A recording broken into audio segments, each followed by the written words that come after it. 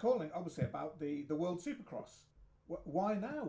Why now for you? And because normally you don't do a lot of outside of the USA Supercrosses. So what's the story? Yeah, well, no, I mean, beforehand, I was still in the middle of my career, and the focus was always Supercross and motocross in the US because, that's what was the most important for these teams here. The teams, technically, they don't really like those overseas races because of the risk of injury and things like that. But it's also, going towards the later stages of my career, I guess. And, I've been wanting to race in overseas or Europe a lot more, but it just wasn't really in my cards. So I feel like right now it was just a good time for it. Obviously, it's the end of this year's, but so your plan is to do the World Supercross and then AMA Supercross next year, and Correct. okay.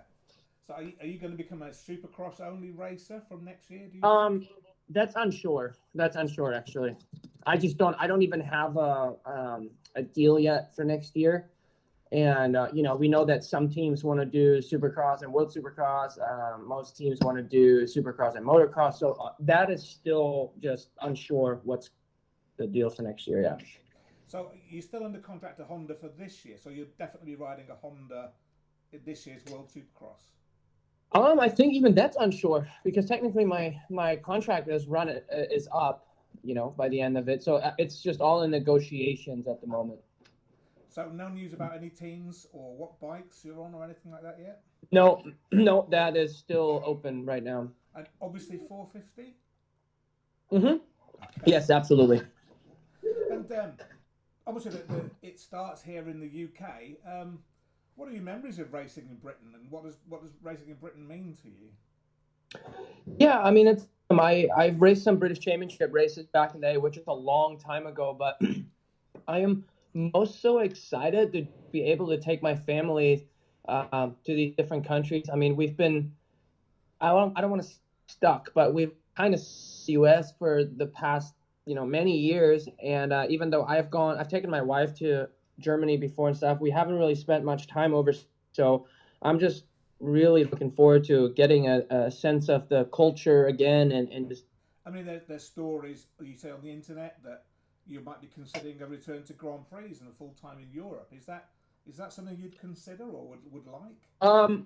No, not at this point. I was thinking about it at one point for a little bit, but I don't act up on my first, I'm up on my first thought. So I was just marinating with it, and honestly, where my family's at, and I'm pretty sure I'm gonna stay here.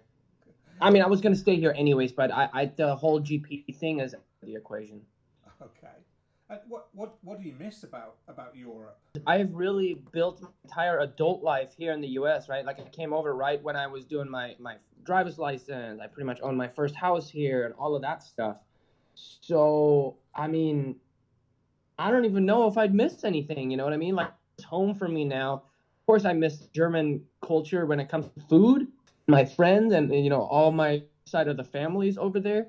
But other than that, I don't see why I would never move back over there. I've built my life here and that's where it's at. Okay. Well, you definitely sound like an American nowadays.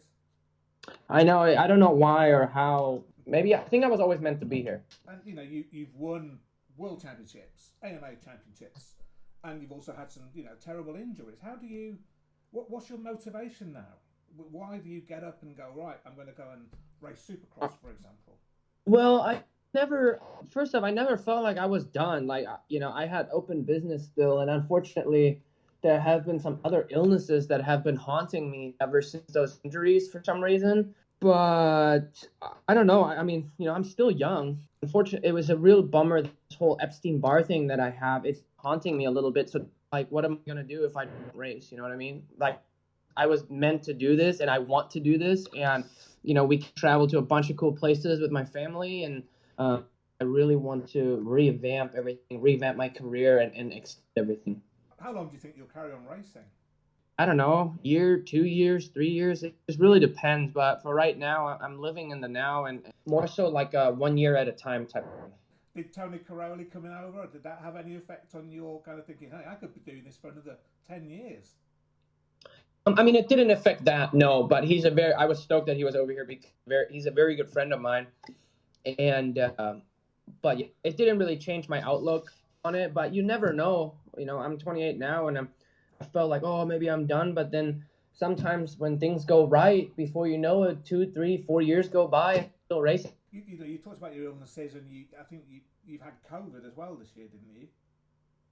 Yeah, yeah, it's been tough that way. That's I got sick in December, and then I caught COVID, and it was a bad time for me to get all of this stuff. It seems like I had a hard time kind of getting away from it, get rid of it, and I always have like lingering effects and whatnot. And obviously, being an athlete it's tough when you try to compete to if people are healthy or when people are healthy, and then I'm not and I'm struggling. It's the difference is big, Has your performance been more affected by your arm injuries, for example, or the kind of the COVID and the Epstein Barr and the? Definitely not the injuries. The injuries are fine. It's the Epstein Barr that really is throwing me for a loop.